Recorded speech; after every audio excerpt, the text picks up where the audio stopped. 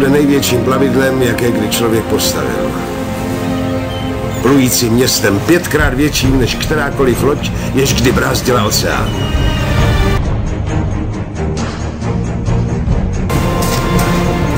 Poveze 15 000 tun uhlí. 200 topičů bude 24 hodin denně krmit její obrovský parní stroj. Stroje budou vyšší než 4poschodová budova a dají lodi výkon 8 000 koňských sil. Navrhl jsem je tak, aby poskytovala maximální přepich a pohodlí. Ostatní lodi mohou vést 400 cestujících. Great Eastern jich uveze 4 000.